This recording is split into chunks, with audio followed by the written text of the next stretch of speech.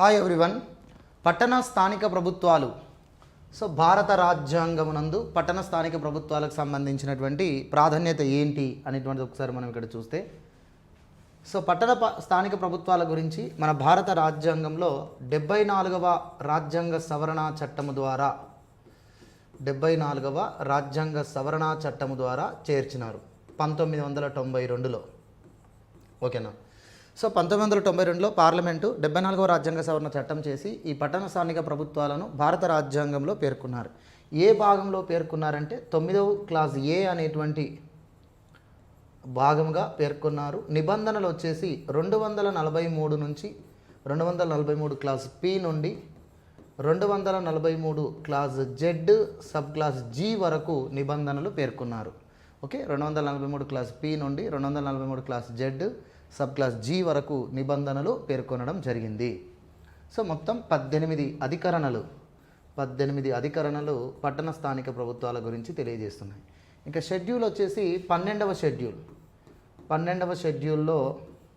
షెడ్యూల్ను రాజ్యాంగంలో పేర్కొన్నారు. 12వ షెడ్యూల్ను రాజ్యాంగంలో చేర్చినారు. ఈ 12వ షెడ్యూల్ నందు మున్సిపల్ సంస్థలకు కేటాయించాల్సిన మున్సిపల్ సంస్థలకు రాష్ట్ర శాసనసభ చట్టం ద్వారా కల్పించాల్సిన అధికారాల గురించి ఏ అంశాల యందు అధికారాలు కల్పించాలో ఇందులో రాశారు. మొత్తం 18 అంశాలు రాశారు. 18 అంశాలు మున్సిపల్ సంస్థలకు అధికారాలు కల్పించవలసిన అంశాలుగా మనకు పేర్కొనడం జరిగింది. ఓకేనా? సో ఇవి మనకు 243 క్లాస్ డబ్ల్యూ అనేటువంటి ఆర్టికల్ ప్రకారం 243 క్లాస్ డబ్ల్యూ అనే ఆర్టికల్ ప్రకారం రాష్ట్ర శాసనసభ చట్టము ద్వారా రాష్ట్రంలో ఉన్నటువంటి పట్టణ పరిపాలనా సంస్థలకు ఈ 18 అంశాల యందు అధికారాలు కల్పించేటువంటి అవకాశం ఉంటుంది. సో ఇది భారత రాజ్యాంగంలో తీసుకున్నటువంటివి. ఇక తర్వాత ఒక్కసారి మనకు ఓవర్వ్యూ చూసినట్లయితే స్థానిక ప్రభుత్వాల్లో మనకు rural local governance, urban local governance అనేటువంటిది ఉంటుంది. గ్రామీణ ప్రభుత్వాలకు సంబంధించినది 73వ రాజ్యాంగ సవరణ చట్టం ద్వారా వాటి గురించి రాజ్యాంగంలో పేర్కొన్నారు. పట్టణ స్థానిక ప్రభుత్వాల గురించి 74వ రాజ్యాంగ సవరణ చట్టంలో పేర్కొనడం జరిగింది. 9వ భాగంలో మనకు పంచాయతీరాజ్ వ్యవస్థ గురించి ప్రస్తావన ఉంది. 243 నుంచి 243వ ఆర్టికల్ మరియు 243 నుంచి 243 వరకు 243 క్లాస్ ఓ వరకు మొత్తం 16 అధికరణలు ఇందులో చేర్చారు. ఏంటండి? 16 అధికరణలు ఇందులో చేర్చారు. సో 11వ షెడ్యూల్ అనేది పంచాయతీ అధికారాల విధుల గురించి పేర్కొంటుంది. ఇందులో 243వ ఆర్టికల్లో క్లాస్ జి అనేది ఏమని చెప్తుందంటే, రాష్ట్ర శాసనసభ చట్టము ద్వారా రాష్ట్రంలో ఉన్న పంచాయతీ సంస్థలకు అధికారాల విధులు కల్పించాలి. ఎన్ని అంశాలలో కల్పించాలి అనేది 11వ షెడ్యూల్లో రాశారు. మొత్తం 29 అంశాలలో కల్పించాల్సి ఉంటుంది. సో ఈ 73వ రాజ్యాంగ సవరణ చట్టం అమల్లోనికి వచ్చిన తేదీ ఏది అంటే 1993 ఏప్రిల్ 24వ తేదీ 1993లో 73వ రాజ్యాంగ సవరణ చట్టంలోని నిబంధనలు అమల్లోనికి వచ్చాయి. సో ఇక పట్టణ స్థానిక ప్రభుత్వాలకు రాజ్యాంగ ప్రతిపత్తిని కల్పించినటువంటిది 74వ రాజ్యాంగ సవరణ చట్టం 1992. సో ఇది 9 క్లాస్ ఏ అనే భాగము 9వ భాగంలో క్లాస్ ఏ అనేటువంటి భాగంను చేర్చారు. పట్టణ స్థానిక ప్రభుత్వాలకు సంబంధించిన నిబంధనలు 243 క్లాస్ పి నుండి 243 class Z sub class G వరకు మొత్తం 18 అధికరణలుగా ఇవ్వడం జరిగింది. 18 ఆర్టికల్స్గా పేర్కొన్నారు.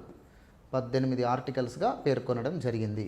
ఇక 12వ షెడ్యూల్ వచ్చేసి మున్సిపల్ సంస్థల అధికారాలు విధులు. సో ఇక్కడ మున్సిపల్ సంస్థల అధికారాల విధులు అంటే 243వ ఆర్టికల్లో క్లాస్ డబ్ల్యూ ప్రకారం రాష్ట్ర శాసనసభ చట్టం ద్వారా రాష్ట్రంలో ఉన్న మున్సిపల్ సంస్థలకు అధికారాలు విధులు కేటాయించాలి. ఆ మున్సిపల్ సంస్థలకు కేటాయించాల్సిన అధికారాల విధులు ఏ అంశాల యందు కేటాయించాలనేది 12వ షెడ్యూల్లో పేర్కొన్నారు. మొత్తం 18 అంశాలుగా ఇవ్వడం జరిగింది. సో ఇది 1993 జూన్ 1వ తేదీన అమల్లోనికి వచ్చింది. 1993 జూన్ 1వ తేదీన అమల్లోనికి రావడం జరిగింది. ఓకేనా? రైట్. సో ఇక పట్టణ స్థానిక ప్రభుత్వాలకు సంబంధించినటువంటి దానిలో మళ్ళొకసారి తీసుకుంటే, స్థానిక ప్రభుత్వాలు అనేటువంటివి రకాలు. స్థానిక ప్రభుత్వాలలో గ్రామీణ స్థానిక సంస్థలు, పట్టణ స్థానిక సంస్థలకు సంబంధించినవి, వాటి రకాల గురించి మనం చూద్దాం. స్థానిక ప్రభుత్వాలు 2 రకాలు: గ్రామీణ స్థానిక ప్రభుత్వాలు, పట్టణ స్థానిక ప్రభుత్వాలు. గ్రామీణ స్థానిక ప్రభుత్వాల రాజ్యాంగ ప్రతిపత్తి గురించి 73వ రాజ్యాంగ సవరణ చట్టం 1992 పేర్కొంటుంది. పట్టణ స్థానిక సంస్థల యొక్క రాజ్యాంగ ప్రతిపత్తి గురించి 74వ రాజ్యాంగ సవరణ చట్టం 1992 అనేది పేర్కొంటుంది. ఈ గ్రామీణ స్థానిక సంస్థలు అనేటువంటివి మనకు మూడంచెల పంచాయతీ వ్యవస్థగా ఉంది. అవే గ్రామ పంచాయతీలు, మండల పరిషత్తులు, జిల్లా పరిషత్తులు అని చెప్పేసి. ఓకే, సో మొత్తానికి 73వ రాజ్యాంగ సవరణ చట్టం ద్వారా గ్రామీణ స్థానిక ప్రభుత్వాల వ్యవస్థ అనేది మూడంచెల పంచాయతీ వ్యవస్థగా ఉంది. మూడంచెల పంచాయతీ వ్యవస్థగా ఉంది.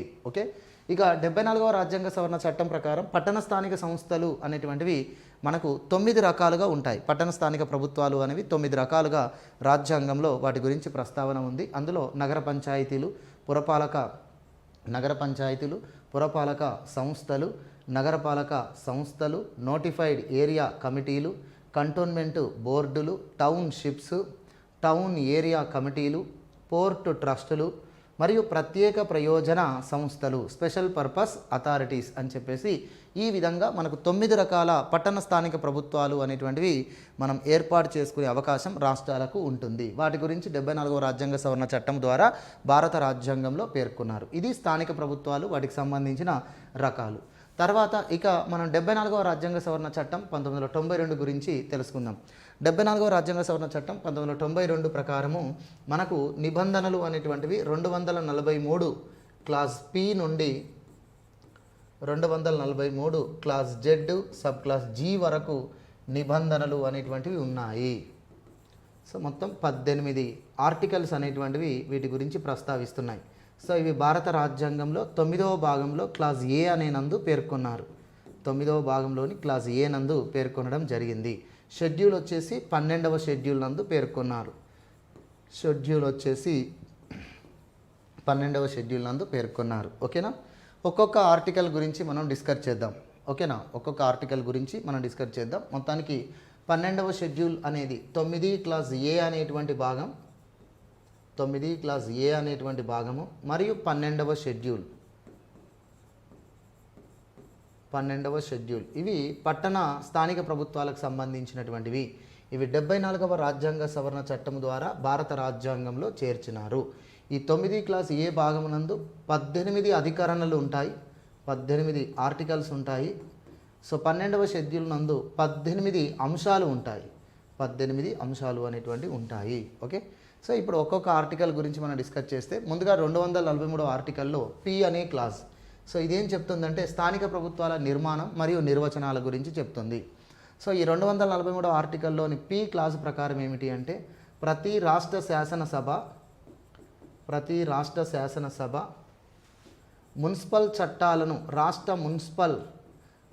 మున్సిపాలిటీ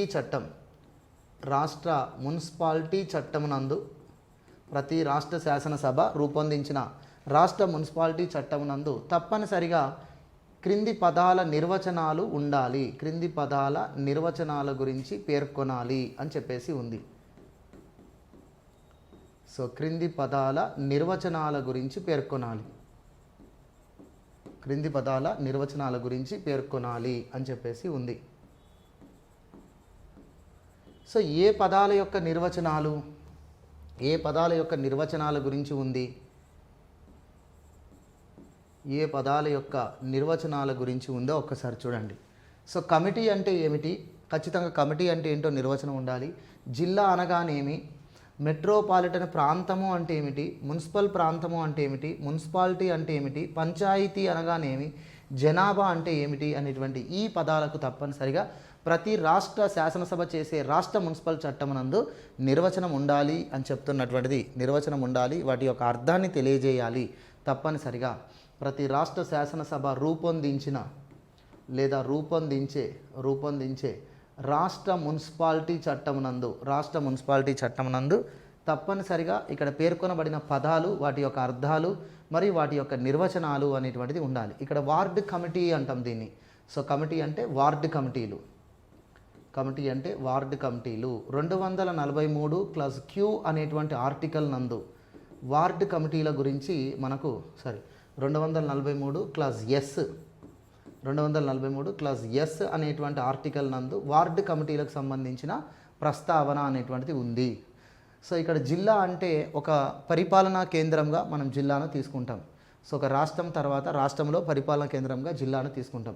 మెట్రోపాలిటన్ ప్రాంతము అంటే 10 లక్షలు అంతకంటే ఎక్కువ జనాభా ఉన్నటువంటి ఎక్కువ జనాభా ఉన్నటువంటి పట్టణమును ఎక్కువ జనాభాగా ఉన్నటువంటి అంతకంటే ఎక్కువ జనాభా ఉన్నటువంటి పట్టణమును మెట్రోపాలిటన్ ప్రాంతము అంటాం. మున్సిపల్ ప్రాంతము అంటే రాష్ట్ర శాసనసభ చట్టము ద్వారా ఒక ప్రాంతాన్ని మున్సిపాలిటీగా నోటిఫై చేస్తే దాన్ని మున్సిపల్ ప్రాంతము అంటాము. మున్సిపాలిటీ అంటే దీన్ని మనం పురపాలక సంఘం అంటాం. పురపాలక సంఘము అని అంటాము. పురపాలక సంఘము అని అంటాం. ఇది పట్టణ స్థానిక ప్రభుత్వం లేదా పట్టణ పరిపాలనా సంస్థగా పేర్కొంటాం. రాష్ట్ర చట్టం ప్రకారం నోటిఫై చేయబడి ఉన్నటువంటి పురపాలక సంఘాన్ని మనం మున్సిపాలిటీ అంటాం. పంచాయతీ అంటే ఏమిటి అంటాం. కొన్ని గ్రామ పంచాయతీలు మనకు మున్సిపాలిటీలో మెర్జ్ చేయబడతాయి.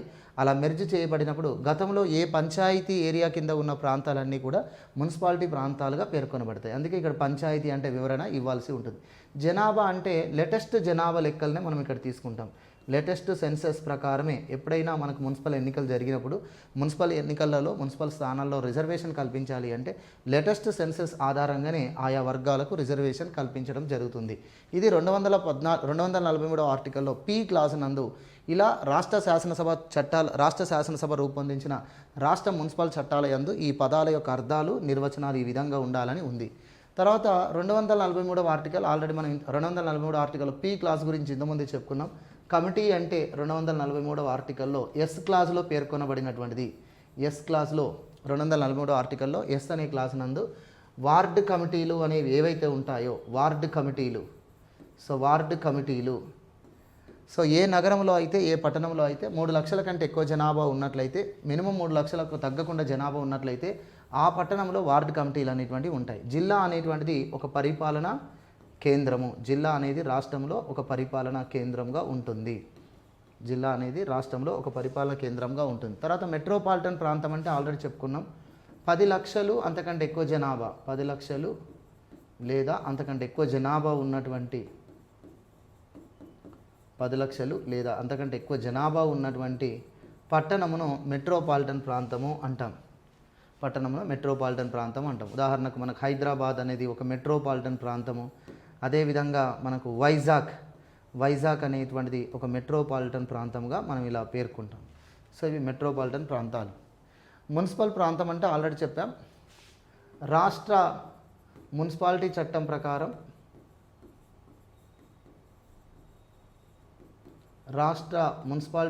ప్రకారం నోటిఫై చేయబడినటువంటి ప్రాంతం ఏదైతే ఉంటుందో దాన్ని మున్సిపల్ ప్రాంతం అంటాం. మున్సిపాలిటీ అంటే ఆల్రెడీ చెప్పుకున్నాం. దీని గురించి కూడా పురపాలక సంఘంగా పేర్కొంటాం. రాష్ట్ర మున్సిపాలిటీ చట్టం ప్రకారం గుర్తించబడినటువంటి ఒక పరిపాలనా విభాగమునే మున్సిపాలిటీ అంటాము. పంచాయతీ అంటే చెప్పాం ఇంతకుముందే. పంచాయతీ అంటే గ్రామ పంచాయతీగా మనం పేర్కొంటాం. ఈ గ్రామ పంచాయతీ అనేటువంటిది ఏదైతే మున్సిపాలిటీలో మెర్జ్ అవుతుందో ఆ గ్రామ పంచాయతీ పరిధిలో ఉన్న ప్రాంతం పంచాయతీ ఏరియాగా చెప్పబడుతుంది. జనాభా అంటే ఇంతకుముందు చెప్పుకున్నాం. లేటెస్ట్ సెన్సస్ ప్రకారమే మనకు జనాభాను తీసుకోవాల్సి ఉంటుంది మున్సిపల్ ఎన్నికల సమయంలో రిజర్వేషన్ కోసం నోటిఫై చేసేటప్పుడు. 243 క్లాస్ క్యూ అనేటువంటి ఆర్టికల్ పట్టణ స్థానిక సంస్థలలో రకాలు, నగర పంచాయతీ, మున్సిపాలిటీ, మున్సిపల్ కార్పొరేషన్ గురించి. చూడండి ఇక్కడ 243వ ఆర్టికల్లో క్యూ అనేటువంటి క్లాస్ ప్రకారం మనకు 9 రకాల పట్టణ స్థానిక సంస్థలు అనేటువంటివి ఉంటాయి. 9 రకాల పట్టణ స్థానిక సంస్థలు అనేటువంటివి ఉంటాయి. Very very important. ఈ 9 రకాల పట్టణ స్థానిక సంస్థలలో నగర పంచాయతీలు మీ అందరికీ తెలిసినవి. నగర పంచాయతీలు అనేటువంటివి ఉంటాయి. నగర పంచాయతీలు. రెండవది పురపాలక సంఘాలు.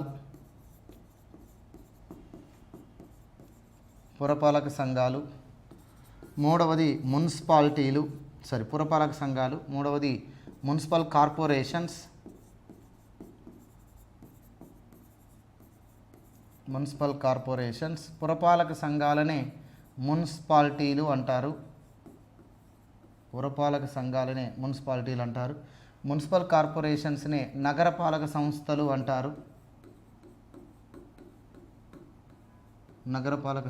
అంటారు.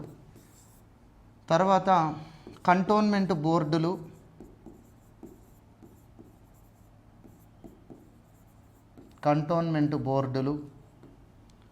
తర్వాత పోర్టు ట్రస్టులు,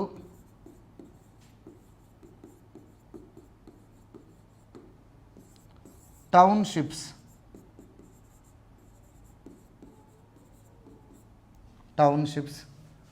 టౌన్ ఏరియా కమిటీలు,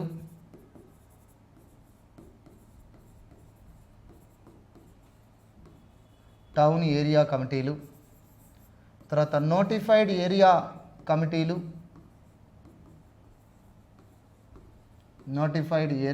కమిటీలు, తర్వాత స్పెషల్ పర్పస్ అథారిటీస్,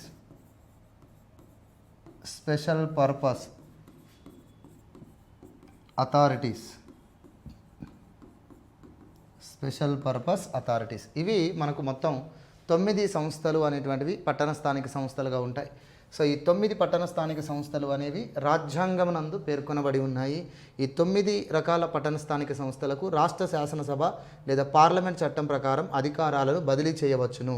సో వాటి గురించి మనకు 243వ ఆర్టికల్లో క్యూ అనే క్లాజ్ నందు పేర్కొన్నారు. చాలామందికి పట్టణ స్థానిక సంస్థలు అంటే ఈ మూడిటి గురించి మాత్రమే ఎక్కువగా తెలిసి ఉంటుంది. కానీ మిగతావన్నీ కూడా పట్టణ స్థానిక సంస్థలే. 9 రకాలుగా మనకు అర్బన్ లోకల్ బాడీస్ అనేటువంటివి ఉంటాయి. ఆయా ప్రాంతాల్లో వాటి అవసరార్థం ఏర్పాటు చేయడం అనేది ఉంటుంది. 243వ ఆర్టికల్లో మున్సిపాలిటీల నిర్మాణం గురించి ఉంది. సో మున్సిపాలిటీల నిర్మాణము మరియు ఎన్నికల ప్రస్తావన అనేది ఇందులోనే ఉంటుంది. సో ఇక్కడ మనకు ప్రధానంగా తీసుకుంటే మున్సిపల్ కార్పొరేషన్,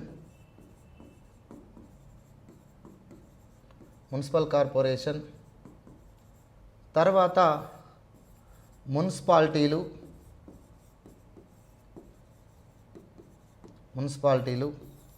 తర్వాత నగర పంచాయతీలు. వీటి ఎన్నికలను నిర్వహించేది ఎవరు అని అంటే రాష్ట్ర ఎన్నికల సంఘమే నిర్వహిస్తుంది. వీటి ఎన్నికలు నిర్వహించేది ఎవరు అంటే రాష్ట్ర ఎన్నికల సంఘం నిర్వహిస్తుంది. సో రాష్ట్ర ఎన్నికల సంఘమే ఈ ఎన్నికలను రాష్ట్ర ప్రభుత్వం యొక్క సమ్మతితో నిర్వహిస్తుంది, నోటిఫై చేసి.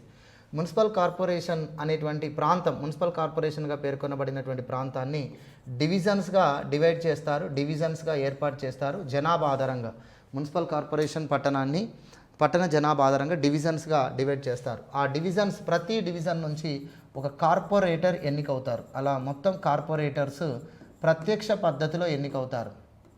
వీరు మున్సిపల్ సంస్థల యొక్క ప్రతినిధులు, ప్రజాప్రతినిధులు, కార్పొరేటర్స్. ప్రతి డివిజన్ నుంచి ఒక ప్రజాప్రతినిధి కార్పొరేటర్గా మెజారిటీ ద్వారా ఎన్నికవుతారు. ఓకేనా? అలానే మున్సిపాలిటీ పట్టణమును వార్డులుగా డివైడ్ చేస్తారు. ప్రతి వార్డు నుంచి ఒక ప్రజాప్రతినిధి కౌన్సిలర్గా మెజారిటీ ఓటు ద్వారా ఎన్నికవుతాడు. అలానే నగర పంచాయతీలో కూడా వార్డ్స్ ఉంటాయి. ఈ వార్డ్స్ నుంచి వార్డ్ మెంబర్స్ ఎన్నికవ్వడం అనేటువంటి జరుగుతుంది. సో మొత్తానికి ఈ మూడు నగరపాలక సంస్థలు, 3 పట్టణ సంస్థల యొక్క ఎన్నికలను రాష్ట్ర ఎన్నికల సంఘమే నిర్వహిస్తుంది. మరియు ఈ డివిజన్స్ కార్పొరేటర్స్ కానీ, కౌన్సిలర్స్ కానీ, వార్డ్ మెంబర్స్ కానీ, ఈ మున్సిపల్ సంస్థల ప్రజాప్రతినిధుల ఎన్నిక అనేటువంటిది ప్రత్యక్ష పద్ధతిలోనే ఉంటుంది. ప్రజలు ఓటు వేసి నేరుగా మెజారిటీ ద్వారా ఆయా డివిజన్, వార్డులో నుంచి కౌన్సిలర్, కార్పొరేటర్స్ను, మెంబర్స్ను ఎన్నుకోవడం అనేది జరుగుతుంది. ఇక అధ్యక్షుల ఎన్నిక గురించి వస్తే, మున్సిపల్ సంస్థల యొక్క అధ్యక్షుల ఎన్నిక ఎలా ఉంటుందంటే, మున్సిపల్ కార్పొరేషన్కు అధ్యక్షుడిగా మేయర్ ఉంటాడు. మున్సిపాలిటీకి అధ్యక్షుడిగా మున్సిపల్ చైర్మన్ ఉంటారు. అదేవిధంగా నగర పంచాయతీకి అధ్యక్షులుగా నగర పంచాయతీ చైర్మన్ ఉంటారు. సో ఈ అధ్యక్షుల ఎన్నిక ఎలా నిర్వహిస్తుంది రాష్ట్ర ఎన్నికల సంఘం అంటే, 74వ రాజ్యాంగ సవరణ చట్టంలో ఈ అధ్యక్షుల ఎన్నిక గురించి మాత్రం ఎలాంటి ప్రస్తావన లేదు. అంటే ఛాయస్గా వదిలేశారు, ఎలాంటి ప్రస్తావన లేదు. అంటే మున్సిపల్ సంస్థల యొక్క అధ్యక్షుల ఎన్నిక ప్రత్యక్ష పద్ధతిలో జరగాలని కానీ, లేదా పరోక్ష పద్ధతిలో జరగాలని కానీ ఏ వివరణ లేదు. సో దీన్ని ఛాయస్గా వదిలేశారు. స్థానిక సంస్థలు రాష్ట్ర జాబితాకు సంబంధించింది కాబట్టి రాష్ట్ర శాసనసభలు రాష్ట్ర మున్సిపాలిటీ చట్టం నందు వారి ఇష్టానుసారం ఈ మున్సిపల్ సంస్థల అధ్యక్షుల ఎన్నిక విధానాన్ని ఏర్పాటు చేయవచ్చు. సో ఇప్పుడు మన తెలంగాణ మున్సిపల్ యాక్ట్ 2019 ప్రకారం, అదేవిధంగా ఆంధ్రప్రదేశ్ రాష్ట్ర మున్సిపల్ యాక్ట్ 1965 ప్రకారం, అదేవిధంగా హైదరాబాద్ మున్సిపల్ కార్పొరేషన్ యాక్ట్ 1955 ప్రకారం, ఈ 3 చట్టాల ప్రకారం కూడా మన రాష్ట్రంలో మున్సిపల్ సంస్థల అధ్యక్షుల ఎన్నిక అనేది ప్రస్తుతము పరోక్ష పద్ధతిలోనే నిర్వహించబడుతుంది. పరోక్ష పద్ధతిలోనే నిర్వహించబడుతుంది మన రాష్ట్రంలో. సో వేరే రాష్ట్రంలో వేరే రకంగా ఉండొచ్చు, ప్రత్యక్ష పద్ధతిలో అయితే ఉండొచ్చు. సో మన రాష్ట్రంలో మాత్రం ఇటు తెలంగాణ మున్సిపాలిటీ యాక్ట్, అటు ఏపీ మున్సిపల్ యాక్ట్ మరియు హైదరాబాద్ మున్సిపల్ కార్పొరేషన్ యాక్ట్ ప్రకారము సో మేయర్ ఎన్నిక కానీ, మున్సిపల్ చైర్మన్ ఎన్నిక కానీ, మరియు నగర పంచాయతీ చైర్మన్ ఎన్నిక కానీ పరోక్ష పద్ధతిలో జరుగుతుంది. అంటే ఎన్నికైన కార్పొరేటర్స్, ప్రజల చేత ఓటు వేయబడి ఎన్నుకోబడిన ప్రజాప్రతినిధులైన ఈ కార్పొరేటర్స్, కౌన్సిలర్స్, మెంబర్స్, వారిలో ఒకరిని మేయర్గా, మరొకరిని మున్సిపల్ చైర్మన్గా మరియు నగర పంచాయతీ చైర్మన్గా ఎన్నుకోవడం జరుగుతుంది. సో ఇలా మనకు మున్సిపల్ సంస్థల అధ్యక్షుల ఎన్నిక అనేటువంటిది ప్రత్యక్షంగానైనా పరోక్షంగానైనా జరిగేటువంటి ఒక అవకాశాన్ని, ఒక ఛాయస్ను మన 74వ రాజ్యాంగ సవరణ చట్టం ఇచ్చింది. మన ఉమ్మడి ఆంధ్రప్రదేశ్ రాష్ట్రంలో 2005 సంవత్సరం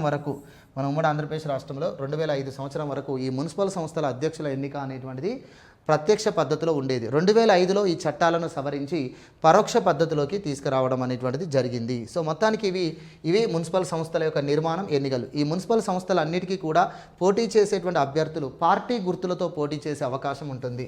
అనగా మున్సిపల్ ఎన్నికలు అనేటువంటివి పార్టీ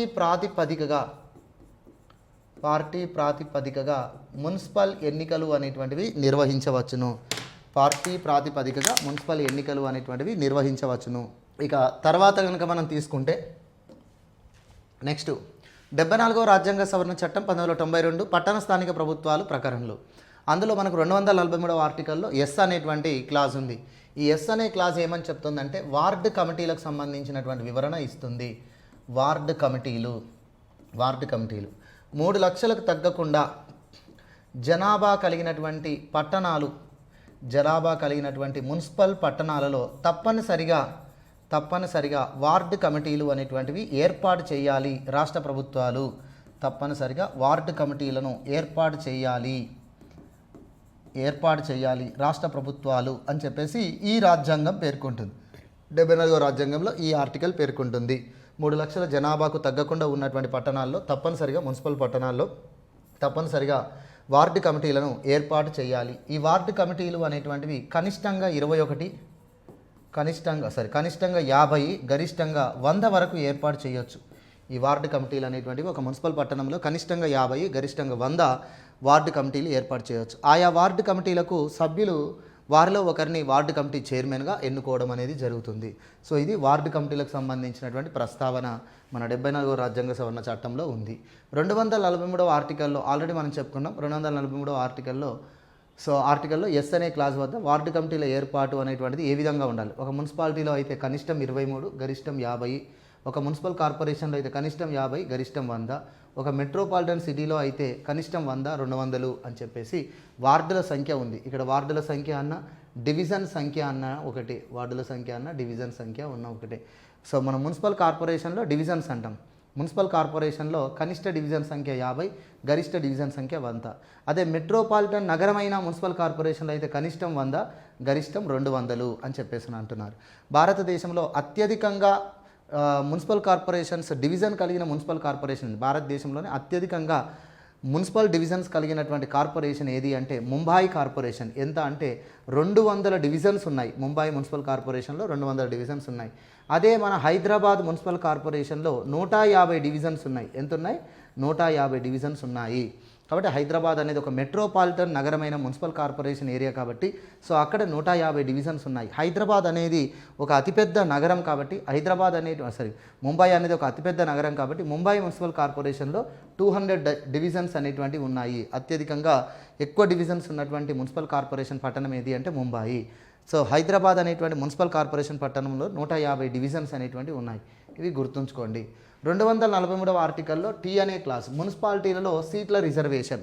సో సీట్ల రిజర్వేషన్ అనేటువంటిది వివిధ వర్గాలకు కేటాయించడం జరిగింది.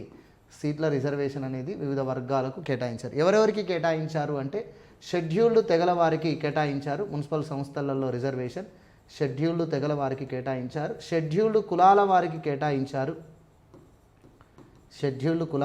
కేటాయించారు. మహిళలకు కేటాయించారు. సో అంతే. షెడ్యూల్డ్ తెగలకు, షెడ్యూల్డ్ కులాలకు ఆయా మున్సిపల్ సంస్థలలో వారి జనాభా ఆధారంగా రిజర్వేషన్ కేటాయించాలి. అదే మహిళలకైతే 1/3 వంతుకు తగ్గకుండా కనీసం 1/3 వంతు మహిళలకు ఈ మున్సిపల్ సంస్థలలో రిజర్వేషన్ కల్పించాలి. ఇలా మున్సిపాలిటీలలో ఏ ఏ వర్గాలకు రిజర్వేషన్ కల్పించాలనేది 243వ ఆర్టికల్లో టీ క్లాసులో పేర్కొన్నారు. రేపు మీకు ఎగ్జామ్లో ఏమంటారంటే 74వ రాజ్యాంగ సవరణ చట్టం ప్రకారం మున్సిపల్ సంస్థలలో ఎన్ని వర్గాలకు రిజర్వేషన్ పేర్కొనబడింది అంటే 3 వర్గాలకే రిజర్వేషన్ పేర్కొనబడింది. ఒకటి షెడ్యూల్ తెగలు, షెడ్యూల్ కులాలకు జనాభా ప్రకారం, మరియు మహిళలకు కనీసం 1/3 వంతుకు తగ్గకుండా ప్రతి రాష్ట్రము మున్సిపల్ సంస్థలలో మహిళలకు రిజర్వేషన్ కల్పించాలి అన్నారు.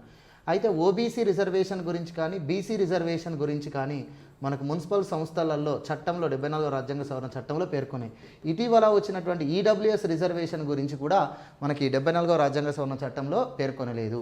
కాబట్టి ఓబీసీ రిజర్వేషన్ ఉండాలని కానీ లేకూడదు అని చెప్పేసి మనకు 74వ రాజ్యాంగ సవరణ చట్టంలో లేదు. కాబట్టి ఈ మున్సిపల్ సంస్థలలో ఓబీసీ బీసీల రిజర్వేషన్ ఉండడం అనేది రాష్ట్ర ప్రభుత్వాల యొక్క ఐచ్ఛికం అని చెప్పొచ్చు. అంటే రాష్ట్ర ప్రభుత్వాల యొక్క ఛాయిస్. సో రాష్ట్ర ప్రభుత్వాలు రాష్ట్ర శాసనసభ చట్టాల ద్వారా రాష్ట్రంలోని మున్సిపల్ సంస్థలలో ఓబీసీలకు లేదా బీసీలకు రిజర్వేషన్ కోటా కేటాయించవచ్చు. ఆ రిజర్వేషన్ కోటా ఎంత అనేది ఆ రాష్ట్ర ప్రభుత్వం యొక్క ఇష్టము. సో ఈడబ్ల్యూఎస్ రిజర్వేషన్ ఇటీవల అగ్రవర్ణాలలో ఉన్న పేదవారు అని చెప్పేసి ఈడబ్ల్యూఎస్కు 10% రిజర్వేషన్ అనేది విద్యా ఉద్యోగాల యందు కల్పిస్తూ 103వ రాజ్యాంగ సవరణ చట్టం పార్లమెంట్ చేసింది. అయితే ఇక్కడ ఈడబ్ల్యూఎస్ రిజర్వేషన్ అనేటువంటిది షెడ్యూల్ తెగలు, షెడ్యూల్ కులాల మాదిరిగా మున్సిపాలిటీ సంస్థలలో ఈడబ్ల్యూఎస్ కూడా రిజర్వేషన్ కల్పించాల్సిన అవసరము ఏర్పడుతుంది. సో ప్రస్తుతానికైతే విద్యా ఉద్యోగాల యందు మాత్రమే ఈడబ్ల్యూఎస్ వర్గాలకు రిజర్వేషన్ ఉంది. కానీ రేపు దీని గురించి కోర్టుకి వెళ్ళినప్పుడు మరి కోర్టు ఎలాంటి వివరణ ఇస్తుందో మనకు తెలియదు. ప్రజెంట్ అయితే షెడ్యూల్ తెగలు, షెడ్యూల్ కులాలు మహిళలకు రిజర్వేషన్ 74వ రాజ్యాంగ సవరణ చట్టం కల్పించమంటుంది. సో బీసీ రిజర్వేషన్ గురించి 74వ రాజ్యాంగ సవరణ చట్టంలో ప్రస్తావన లేకపోయినప్పటికీ ఇది ఒక ఛాయిస్గా తీసుకొని మన ఆంధ్రప్రదేశ్, తెలంగాణ రాష్ట్రాల మున్సిపల్ చట్టాల ప్రకారం బీసీ రిజర్వేషన్ అనేది మున్సిపల్ సంస్థల్లో కల్పించారు. ఈడబ్ల్యూఎస్ రిజర్వేషన్ అనేది కూడా 10% ఇవ్వాలి అనేటువంటి ప్రతిపాదన మనకు వస్తుంది. 243వ ఆర్టికల్లో టీ అనేటువంటిది మనం కంప్లీట్ చేసుకున్నాం. 243వ ఆర్టికల్లో యు అనేటువంటిది మున్సిపాలిటీల కాల పరిమితి. మున్సిపాలిటీల కాల పరిమితి అనేటువంటిది 5 సంవత్సరాల వరకు ఉంటుంది. సో మున్సిపల్ ఎన్నికల అనంతరం మున్సిపాలిటీ యొక్క నూతన పాలక వర్గం మొదటి సమావేశం ఏ రోజైతే జరుపుకుంటుందో ఆ రోజు నుంచి 5 సంవత్సరాల వరకు ఆ మున్సిపాలిటీ పాలక వర్గం పదవి కాలం ఉంటుంది. ఒకవేళ ఈ 5 సంవత్సరాల లోపే మున్సిపాలిటీ పాలక వర్గాన్ని రాష్ట్ర ప్రభుత్వం ఏదైనా కారణాల చేత రద్దు చేయబడితే తప్పనిసరిగా 6 నెలల లోపు ఆ మున్సిపాలిటీ పాలక వర్గానికి ఎన్నికలు నిర్వహించాలి. ఒకవేళ సాధారణ ఎన్నికలకు ఇంకొక 6 నెలల కంటే తక్కువగా ఉంటే ప్రత్యేకంగా మున్సిపాలిటీకి ఎన్నికలు నిర్వహించిన అవసరం ఏమీ లేదు. ఓకేనా. తర్వాత 243 క్లాస్ వి అనేటువంటి ఆర్టికల్ సభ్యుల సభ్యత్వానికి సంబంధించిన అర్హతలు. సో మున్సిపల్ ఎన్నికల్లో పోటీ చేసేటువంటి అభ్యర్థులు ఎవరైనా కూడా మస్ట్ కంపల్సరిగా భారత పౌరులై ఉండాలి లేదా భారతీయ పౌరసత్వమును కలిగిన వారై ఉండాలి. భారతీయ పౌరసత్వమును పొందిన వారై ఉండాలి. వాళ్ళకి మాత్రమే ఈ మున్సిపల్ సంస్థలలో ఎన్నికల్లో పోటీ చేయడానికి అర్హత ఉంటుంది. సో మున్సిపల్ సంస్థల ఎన్నికల్లో పోటీ చేయడానికి సభ్యుల యొక్క అర్హతలలో తప్పనిసరిగా భారత పౌరులై ఉండాలి లేదా భారతీయ పౌరసత్వమును కలిగి ఉండాలి. మరియు కనీస అర్హత వయస్సు అనేటువంటిది 21 సంవత్సరాలు. కనీస అర్హత వయస్సు అనేటువంటిది 21 సంవత్సరాలు. సో మిగతా నిబంధనలు అనేటువంటివి శాసనసభ చట్టం ద్వారా ఏర్పాటు చేసుకోవడం అనేటువంటిది ఉంటుంది. తర్వాత మున్సిపాలిటీల యొక్క అధికారాలు, విధులు. మొత్తం మున్సిపాలిటీలకు సంబంధించిన అధికారాలు, విధులు అనేటువంటివి రాష్ట్ర శాసనసభ చట్టము ద్వారా రాష్ట్రంలోని మున్సిపల్ సంస్థలకు అధికారాలను కల్పిస్తుంది. రాష్ట్రంలోని మున్సిపల్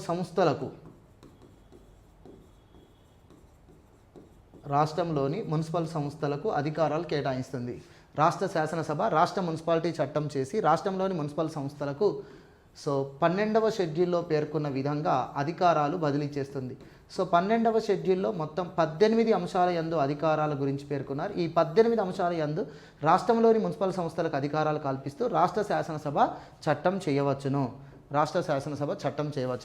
ఆ 18 అంశాలు ఒక్కసారి ఇక్కడ తీసుకోండి. నగర పట్టణ ప్రణాళిక రూపకల్పన, భూముల క్రమబద్ధీకరణ, భవన నిర్మాణం, ఆర్థిక సామాజిక అభివృద్ధి ప్రణాళికలు, రోడ్లు బ్రిడ్జీల నిర్మాణం, పారిశ్రామిక వాణిజ్య మరియు గృహ అవసరాల కోసం నీటి సరఫరా, ప్రజారోగ్యం, పారిశుద్ధ్యం, ఘన వ్యర్థాల నిర్వహణ, అగ్నిమాపక సేవలు, పట్టణ అటవీకరణ, పర్యావరణ పరిరక్షణ, మరియు ఆవరణ అంశాల ప్రోత్సాహకం, బలహీన వర్గాల సంరక్షణలు, వికలాంగులకు ప్రత్యేక రక్షణ చర్యలు, మురికివాడల అభివృద్ధి, పట్టణ పేదరిక నిర్మూలన, పార్కులు, తోటలు, ఆట స్థలాల ఏర్పాటు, విద్యా సాంస్కృతిక అభివృద్ధి చర్యలు, శ్మశాన వాటికల నిర్వహణ, జంతువుల సంరక్షణ, జీవహింస నివారణ, జనన మరణాల నమోదు, పట్టణ మౌలిక సదుపాయాల ఏర్పాటు, జంతు కబీలాల నిర్వహణ అనేటువంటి ఈ 18 అంశాలను రాష్ట్ర శాసనసభ చట్టాలు చేసి రాష్ట్రంలోని మున్సిపాలిటీలకు అధికారం కల్పించవచ్చును అని చెప్పి 74వ రాజ్యాంగ సవరణ చట్టం చెప్తుంది.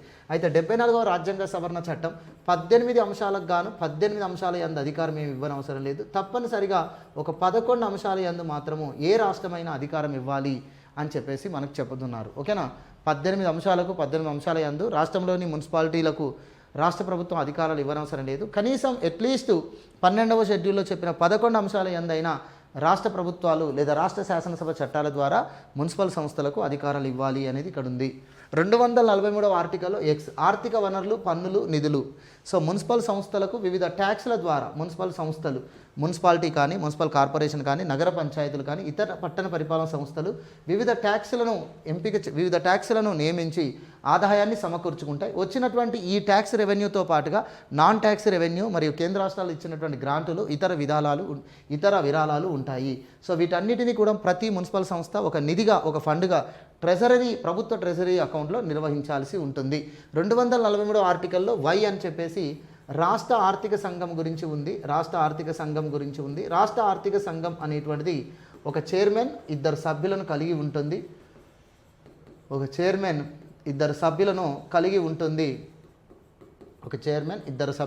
రాష్ట్ర ఆర్థిక సంఘం కలిగి ఉంటుంది. ఈ రాష్ట్ర ఆర్థిక సంఘం యొక్క సిఫార్సుల పదవి కాలం వచ్చేసి 5 సంవత్సరాలు. ఈ రాష్ట్ర ఆర్థిక సంఘం చైర్మన్ మరియు ఆ ఇద్దరు సభ్యులను రాష్ట్ర గవర్నర్, రాష్ట్ర ముఖ్యమంత్రి మంత్రిమండలి ఆదేశం మేరకు నియమించడం జరుగుతుంది. ఈ రాష్ట్ర ఆర్థిక సంఘం అనేది ప్రతి సంవత్సరం తన వార్షిక నివేదికను గవర్నర్కు సమర్పిస్తుంది. గవర్నర్ ఆ నివేదికను పార్లమెంట్లో ప్రవేశపెట్టి చర్చకు అవకాశం కల్పిస్తారు. రాష్ట్ర ఆర్థిక సంఘం అనేది రాష్ట్ర ప్రభుత్వానికి వచ్చేటువంటి ఆదాయంలో తిరిగి స్థానిక సంస్థల వాటా ఎంత అనేది సిఫార్సు చేస్తుంది. 243 క్లాస్ జెడ్ అనేటువంటి ఆర్టికల్ మున్సిపాలిటీల అకౌంట్స్ మరియు ఆడిట్ చేయడం.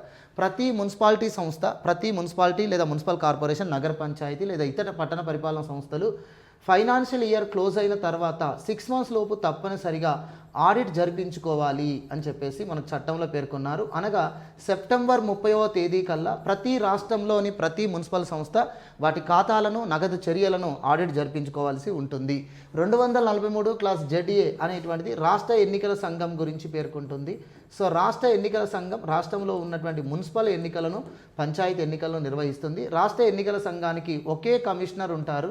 ఈ రాష్ట్ర ఎన్నికల కమిషనర్ రాష్ట్రంలోని పంచాయతీ, మున్సిపల్ ఎన్నికలు నిర్వహించడంలో స్వతంత్రత అధికారాన్ని కలిగి ఉంటారు. వీరి యొక్క పదవి కాలం వచ్చేసి 6 సంవత్సరాలు. పదవి విరమణ వయస్సు వచ్చేసి రాష్ట్ర ఎన్నికల సంఘం యొక్క రాష్ట్ర ఎన్నికల సంఘం కమిషనర్ యొక్క పదవి కాలం వచ్చేసి 5 సంవత్సరాలు. పదవి విరమణ వయస్సు వచ్చేసి 62 సంవత్సరాలు. ఇది రాష్ట్ర ఎన్నికల సంఘానికి సంబంధించిన సమగ్ర సమాచారం. 243వ ఆర్టికల్లో clause Z sub clause B ప్రకారం కేంద్రపాలిత ప్రాంతాలకు మున్సిపాలిటీలు వర్తించవు. ఒకవేళ కేంద్రపాలిత ప్రాంతాలకు కూడా మున్సిపాలిటీలు వర్తింపజేయాలి అంటే అందుకోసం రాష్ట్రపతి పరిపాలనా ఉత్తర్వులను జారీ చేయాల్సి ఉంటుంది. 243 క్లాస్ జెడ్సి ప్రకారం మున్సిపల్ ప్రాంతాలకు, ఈ షెడ్యూల్ ప్రాంతాలకు మున్సిపల్ చట్టం వర్తించదు. 74వ రాజ్యాంగ సవరణ చట్టం ఏదైతే ఉందో, 74వ రాజ్యాంగ సవరణ చట్టం ఏదైతే ఉందో ఆ 74వ రాజ్యాంగ సవరణ చట్టంలోని నిబంధనలు షెడ్యూల్ ప్రాంతాలకు వర్తించదు. షెడ్యూల్ ప్రాంతాల్లో దాన్ని అప్లై చేయలేం. 243 class Z sub class D జిల్లా ప్రణాళిక కమిటీలు. చూడండి, కేంద్ర ప్రణాళిక సంఘం ప్రస్తుతం దాన్ని నీతి ఆయోగ్ అంటున్నాం. అదేవిధంగా స్టేట్ ఫినాన్స్ కమిషన్స్ ఉన్నాయి. అయితే స్టేట్ ఫినాన్స్ కమిషన్ కానీ మరియు నీతి ఆయోగ్ కానీ ఇవేవి రాజ్యాంగ సంస్థలు కాదు, రాజ్యాంగేతర చట్టేతర సంస్థలు. కానీ జిల్లా ప్రణాళిక కమిటీలు మాత్రం రాజ్యాంగ సంస్థలు. ఎందుకంటే 243వ ఆర్టికల్లో జెడ్ సబ్ క్లాస్ డి అనేటువంటి ఆర్టికల్లో జిల్లా ప్రణాళిక బోర్డుల ప్రస్తావన నిర్మాణం గురించి ఉంది. కాబట్టి జిల్లా ప్రణాళిక బోర్డులు లేదా కమిటీలు రాజ్యాంగ సంస్థలు. జిల్లా ప్రణాళిక కమిటీలకు 30 మంది సభ్యులు ఉంటారు. వీటికి చైర్మన్ వచ్చేసి జిల్లా ప్రణాళిక కమిటీకి చైర్మన్ వచ్చేసి జిల్లా పరిషత్ చైర్మన్ ఉంటారు. మరియు కార్యదర్శి వచ్చేసి కలెక్టర్ ఉంటారు. కార్యదర్శి వచ్చేసి జిల్లా ప్రణాళిక కమిటీకి చైర్మన్గా జడ్పీ చైర్పర్సన్ ఉంటారు. కార్యదర్శి వచ్చేసి కలెక్టర్ ఉంటారు. మొత్తం 30 మంది సభ్యుల చేత జిల్లా ప్రణాళిక కమిటీ అనేటువంటిది ఉంటుంది. అదేవిధంగా జిల్లా మెట్రోపాలిటన్ ప్రణాళిక బోర్డు అనేటువంటిది ఒకటి ఉంది. జిల్లా మెట్రోపాలిటన్ ప్రణాళిక బోర్డు గురించి మనకు 243 ఆర్టికల్లో జెడ్ సబ్ క్లాస్ ఈ అనేది చెప్తుంది. సో జిల్లా మెట్రోపాలిటన్ ప్రణాళిక బోర్డుకు చైర్మన్గా ఎవరు ఉంటారు అంటే నగర మేయర్ ఉంటారు. కార్యదర్శిగా ఎవరుంటారు ఈ కమిటీకి అంటే నగర కమిషనర్ ఉంటారు. ఓకే, నగర కమిషనరు, నగర మేయరు కార్యదర్శిగా మరియు చైర్మన్గా ఉన్నటువంటిది మెట్రోపాలిటన్ ప్రణాళిక బోర్డు. 243 క్లాస్ ఈ అనేటువంటిది అదే. 243 class Z sub class F ప్రకారము ఈ 74వ రాజ్యాంగ సవరణ చట్టం అమల్లోనికి వచ్చిన తర్వాత కూడా 1 సంవత్సరం పాటు పాత చట్టాలు కొనసాగించుకోవచ్చు. సో ఎందుకంటే 74వ రాజ్యాంగ సవరణ చట్టం 1993 జూన్ 1వ తేదీన వచ్చింది కాబట్టి జూన్ 1వ తేదీ నుంచి మే 31వ తేదీ 1993